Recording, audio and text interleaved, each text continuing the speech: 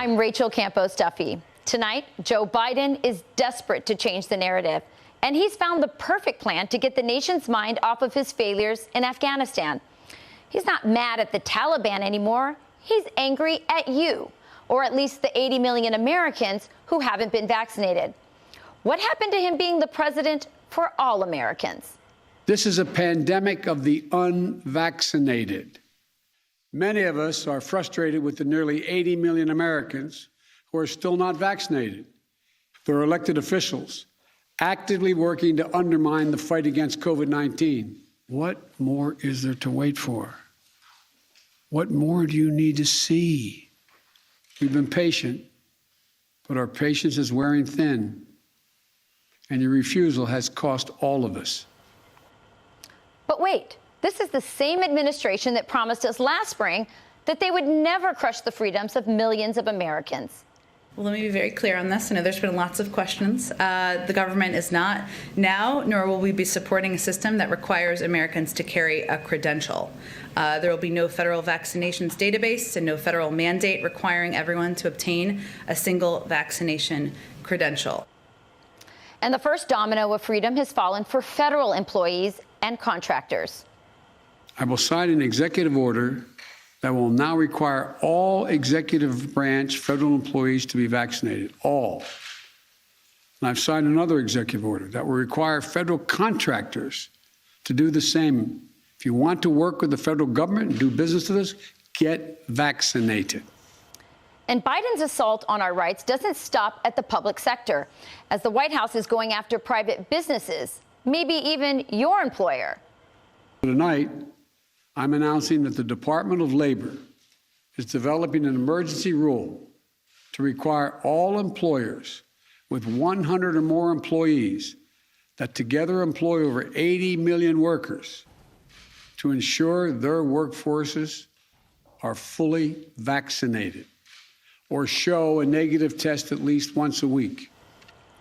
Democrats in the media spent 4 years calling Donald Trump a tyrant.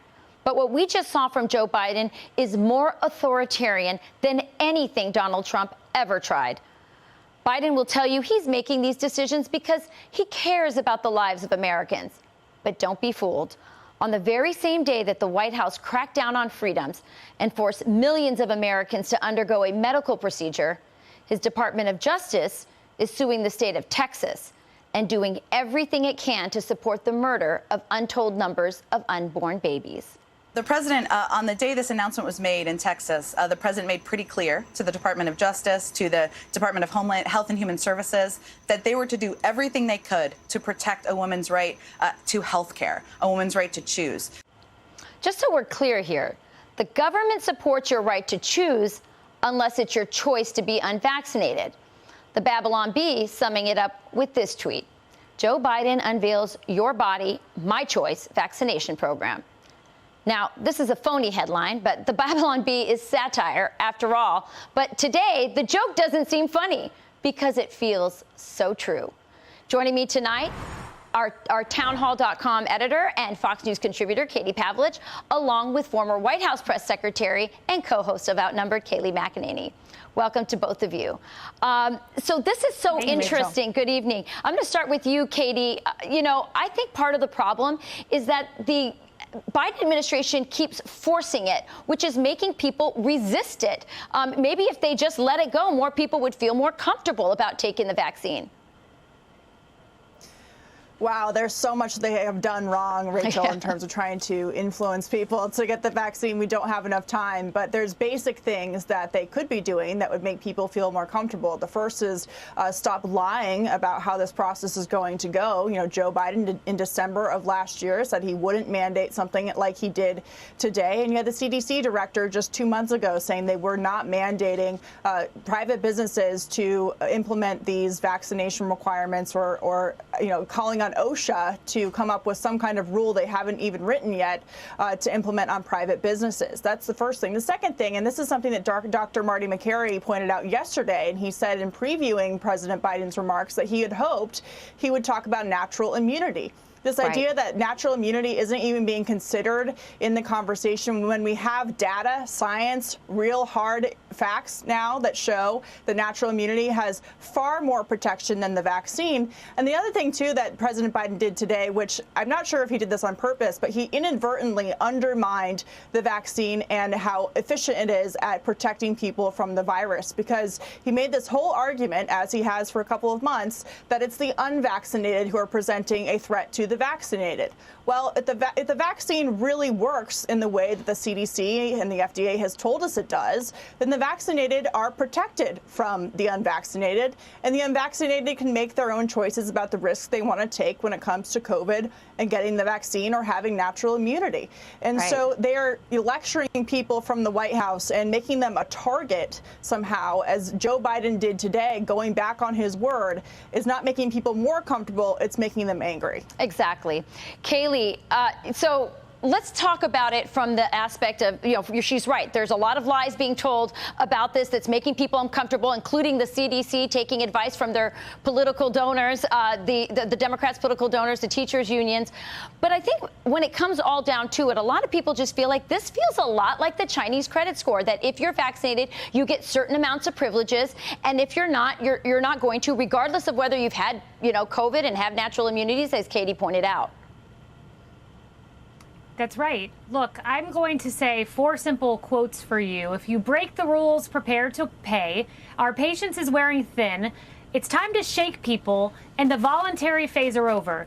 Those 4 quotes are not from the mafia. Those 4 quotes are from Joe Biden and Bill de Blasio. They have decided we are moving forward from the voluntary phase, and we are going to compel people, force people to take this vaccine. Look, I was a part of the Trump administration. We oversaw Operation Warp Speed. I've always said I believe it's a good vaccine. I took the vaccine myself. But the idea that you're saying it's time to shake people, that's what de Blasio said. Voluntary phase is over. Compel and force people, as Katie points out, when Joe Biden says he would not do a vaccine mandate, when Walensky said that, when Jen Psaki said that, and then they did, you hit the nail on the head, Rachel. This is exactly how you compel people not to take the vaccine, to threaten to club them over the head, essentially. No carrots, all sticks. This is insanity, and people will not take the vaccine because of that political stunt. And that's what it was, a political stunt today, where Joe Biden says, I won't turn my back on you, but you have turned your back on the American people on the vaccine, in Afghanistan, and beyond.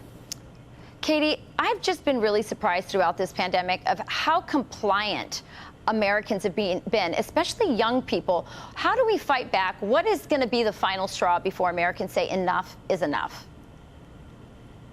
I think a lot of Americans are fighting back and saying enough is enough. We just found out right before coming on the show that the U.S. Postal Service Union gets an exemption from this federal government vaccine mandate that Joe Biden put in place today.